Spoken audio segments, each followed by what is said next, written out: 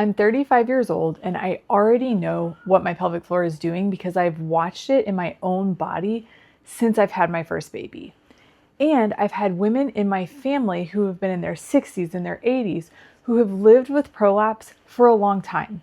Some of them have had surgery, some have not. Every one of them manages it a little bit differently. So when someone tells me pelvic floor problems are just part of getting older, that there's nothing to be done, I think about all of them because that's the story that most of us got handed. It's just aging. Live with it. That story is not the whole truth. Your body is not broken. It just changes over time, and the support that you give it can change with it. By the end of this video, you will understand what actually happens to the pelvic floor as we age, why symptoms can show up later in life, even if things have felt fine for decades, and what you can still do about it at any age. The myth is that it's just aging. Here's the belief that I want to take apart at first. The idea that heaviness, pressure, that falling out sensation, or leaking are simply part of the price of getting older and that nothing can change them. The women in my family sit with a version of this every day. They wonder, is this just how it is now? They wonder, what, if anything, is even still worth trying? Aging is real, and it does affect the pelvic floor. I'm not going to pretend that it doesn't. But aging and changing your pelvic floor and nothing can help are two very different thought processes. The first is true, and the second is not. So this raises the question of what actually happens as we age. Let me walk through what's really going on in simple terms. So your pelvic floor is a group of muscles and connective tissues that sits like a supportive sling at the base of your pelvis, holding up your bladder, your uterus, and your bowel. And over a lifetime, a few things change that sling. A big one is estrogen. When estrogen drops around menopause, that connective tissue in the pelvic floor, it holds less collagen, and that tissue becomes less elastic and less able to bounce back. The muscles that are in there as well, those can lose strength and tone too. This is not an opinion. This is very well documented in the research. This is one that I haven't lived with yet just simply because of my age. I haven't gone through menopause or perimenopause at this point. So I'm telling you what the science says and what the women ahead of me have described, not what I felt in my own body. So then on top of that hormone piece, muscle mass naturally decreases as we get older across the whole body, and the pelvic floor is no exception. So when you have less estrogen supporting the tissue and a little less muscle doing the work, those two things add up over time. Now let's talk about why symptoms show up later. This is the part that confused me before I fully understood it, and I think it can confuse a lot of women. Why would something feel fine for decades and then show up at 60, 70, or 80 years old? For me, mine started young, right after the childbirth and having my first baby. But for a lot of women, this is something that's cumulative over time. Think of it as a running total. Pregnancies and deliveries, years of lifting or straining, coughing through illnesses, everyday pressure on the pelvic floor, all of that adds up over time. And for a lot of that time, estrogen is helping to keep that tissue strong and resilient. So the body compensates and you might not notice it much. Then menopause arrives, that hormonal support drops, and the changes that we're building underneath finally show up on the surface. And the tissue that was really holding the line has less to work with. So it can feel like it came out of nowhere. Usually it doesn't. It's adding up over time. And again, as the body changes, that menopause shift is often that tipping point where you really start to feel it. So what are some common symptoms after 60? Here's what the women who I love, and so many women are in our community, actually describe. There's things like pelvic pressure and heaviness, especially by the end of the day. That sense that something is dragging down, or the falling out sensation, like something is just really not staying where it should be.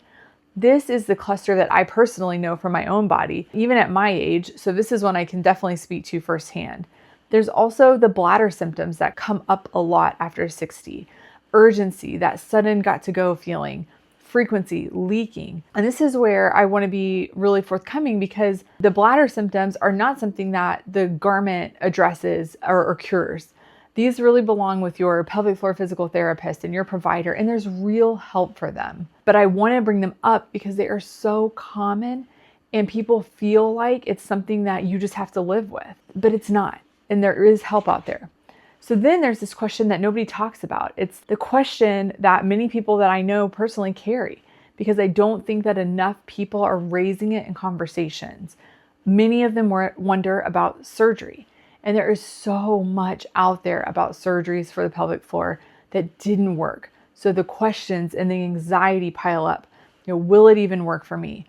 Is it worth putting my body through this event? Can my body even handle it at this age? Is my tissue strong enough for the surgery to hold? Is the technology that the surgeries are using, have they overcome the challenges that we've heard so much about over the last, years and decades? And the biggest one is, what does success even mean here? I'm not going to answer those because I can't. And honestly, no video can, because these are conversations to have with a urogynecologist or a pelvic floor specialist who can look at your specific body. But I wanted to say them out loud because if you are lying awake, turning those over in your head, you're not alone. The women who I love ask these exact same things. And then there's the life questions underneath all of it. Can I still travel? Can I still walk around the block? Can I get my groceries in? That's the part that really gets at me, because these are not medical questions. These are about, can I be who I want to be and who I want to show up as, every single day? Which leads me to the things that I wish that more women knew. So the most important thing is that I have watched this play out across 3 generations, and it's the whole reason I made this video. What works for one person doesn't always work for another. I've watched it in my own close circle of people. The same symptom, the same condition, and completely different things help each of those people. And you really can't know what will work for you until you actually try it.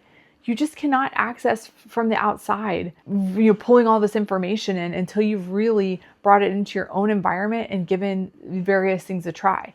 This is exactly why seeing a pelvic floor PT can help and can matter so much. They really give you that expert read on your specific body that you just can't do yourself. They can tell you what your pelvic floor is actually doing and what's worth trying for you and where you are with your unique stage of life. And the research backs this up too. Pelvic floor physical therapy is the evidence-based first-line step for most pelvic floor symptoms, and it works in older women and younger women, women of all ages. There are studies of women in their 60s who built real pelvic floor strength and reduced their symptoms. Age is not always this wall that we were told that it is.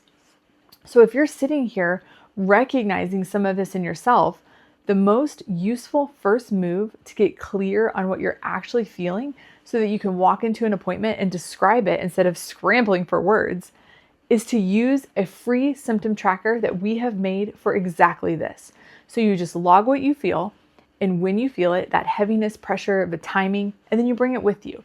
And it can make that first conversation with a PT or provider so much easier because you can really tune in and then notice those patterns over time and not forget things in the appointment that are so easy to forget when you're put on the spot. The link for that tracker is down in the description below, and it's free. So now let's talk about what you can do at any age. We'll pull the options together because this is the part that I really want you to take away from this. Start with the pelvic floor physical therapist. This is the first step no matter how old you are. They assess your specific body and build a plan for you. And again, this is proven to help even later in life. Talk to your provider about this full picture, including questions about hormones, or if it comes up, surgery. Those are the conversations for them to have with you. Move your body in ways that support you. Strength matters over your lifetime, and a PT can guide you on what is right for your pelvic floor instead of you just trying to guess. This is where understanding, like if you have tension or if your muscles are not holding strength like they should be, that's where they can really help you understand that. And then there's daily support. which is where something like what we make here at Him can fit in. And I want to be clear, it's not about what it is and what it isn't. Think of it like an ankle brace. So an ankle brace does not heal your ankle. It gives you support and counter pressure while you move and recover. And our garment works the same way for that heaviness and pressure and that falling out sensation. It gives you that gentle lift and counter pressure through our support hammock and the support fabric and panels built right into underwear so that you feel held while you go about your day. It is one tool in your toolbox, and it sits alongside your PT, your provider, and everything else. It doesn't replace any of them, and it doesn't treat or cure anything. It's daily support made for real life. So here's what I want to leave you with. Yes, aging changes the pelvic floor. That part is true, and pretending otherwise would not help anybody. But the idea that you have to just accept those symptoms and go about it, that's the part that's not true. You have options at 60, 70, 80, 90, and beyond. The women in my family are proof that this is something you manage and keep living around, not something that has to shrink your life. You will not know what helps your body until you try it, and you don't have to figure it out by yourself. That's where people like a pelvic floor PT can give you that expert read that you're not able to do, and that's really where I would start. If this has helped, download the free symptom tracker in the description so you can walk into that first appointment knowing exactly what to say. You deserve to feel like yourself again. I'll see you in the next video.